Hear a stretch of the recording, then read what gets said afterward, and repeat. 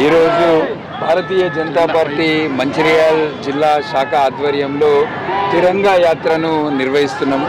పెద్ద ఎత్తున విద్యార్థులు, యువకులు, మహిళలు, కార్మికులు అందరూ కూడా ఈ తిరంగా యాత్రలో పాల్గొన్నారు. తిరంగా అనేది అంటే ఇంతకుముందు గతంలో కాంగ్రెస్ ప్రభుత్వం ఉన్నప్పుడు జెండాను మనము అంటే మన ఇంటి మీద జెండా ఎగిరేసే హక్కు, స్వేచ్ఛ లేకుండే. కానీ మోడీ గారు ప్రధానమంత్రి అయినాక ప్రతి భారతీయుడు, ప్రతి ఒక్కరూ వాళ్ళ ఇంటి మీద హర్ ఘర్ తిరంగా, వాళ్ళ ఇంటి మీద జాతీయ జెండా ఎగరవేసి ఈ 15th ఆగస్టు స్వాతంత్ర దినోత్సవం సందర్భంగా ఒక పండుగ వాతావరణంలో ప్రతి ఒక్కరూ జరుపుకోవాలని ప్రధానమంత్రి గారు పిలుపునియడం జరిగింది. దీంట్లో భాగంగా ప్రతి మండలంలో, ప్రతి మున్సిపాలిటీలో కూడా ఈ తిరంగా యాత్రలు పెడుతున్నాము. మనం అందరం కూడా ఈ 80వ స్వాతంత్ర దినోత్సవం సందర్భంగా నేను మంచిర్యాల జిల్లా ప్రజలందరినీ, ముఖ్యంగా యువకులను కోరుతున్నాను. స్వాతంత్రం కొరకు వేల మంది, లక్షల మంది బలైంది. దాని తర్వాత జరిగిన యుద్ధాలు 1965 కావచ్చు, 1971 కావచ్చు, కార్గిల్ యుద్ధంలో వేల మంది సైనికులు చనిపోతే ఇవాళ మనకి స్వాతంత్రం వచ్చింది. వేల మంది సైనికులు ఈరోజు మన సరిహద్దుల దగ్గర కాపలా కాస్తుంటే మనం ఇవాళ ప్రశాంతంగా నిద్రపోగలుగుతున్నాం.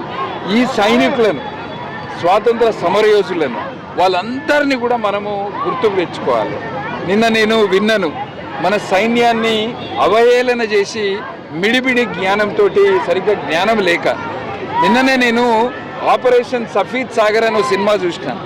అందులో కెప్టెన్ అనుజ్ ఆహుజా ఒక వ్యక్తి ఒక సైనికుని కాపాడటానికి పాకిస్తాన్ దిక్కుపోయి ల్యాండ్ అయితే పాపం ఆయనను టార్చర్ చేసి బుల్లెట్లతో చంపాడు. ఇట్లా ఎంతమంది సైనికులు త్యాగం చేస్తే మనకి స్వాతంత్రం వచ్చింది.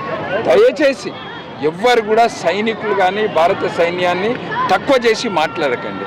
తెలియకపోతే తెలుసుకోండి. సైనికులు ఇవాళ అక్కడ సరిహద్దుల దగ్గర ఉంటేనే మనం ఇక్కడ ఈ స్వేచ్ఛను ఎంజాయ్ చేస్తున్నాం. మళ్ళొక్కసారి స్వాతంత్ర దినోత్సవం సందర్భంగా 80వ స్వాతంత్ర దినోత్సవం, వందే మాతరం గీతం ఆలాపన చేసి 150 సంవత్సరాలు అవుతుంది. ఈ రెండింటి సందర్భంగా కూడా అందరం కూడా మన స్వాతంత్రం కొరకు, మన కొరకు పోరాడిన మహనీయులను వాళ్ళందరినీ గుర్తుకు తెచ్చుకుంటూ, మన భారత సైన్యాన్ని గుర్తుకు తెచ్చుకుంటూ, ప్రధానమంత్రి నరేంద్ర మోదీ గారు ఏదైతే 2047 అంటే ఇంకా 20 సంవత్సరాలల్లా వికసిత్ భారత్, ప్రపంచంలోనే నంబర్ 1 దేశంగా తీర్చిదిద్దాలని పిలుపునిచ్చిర్రో దాంట్లో అందరం కూడా భాగస్వామ్యం కావాలని అందరినీ కోరుతూ స్వాతంత్ర దినోత్సవ శుభాకాంక్షలు.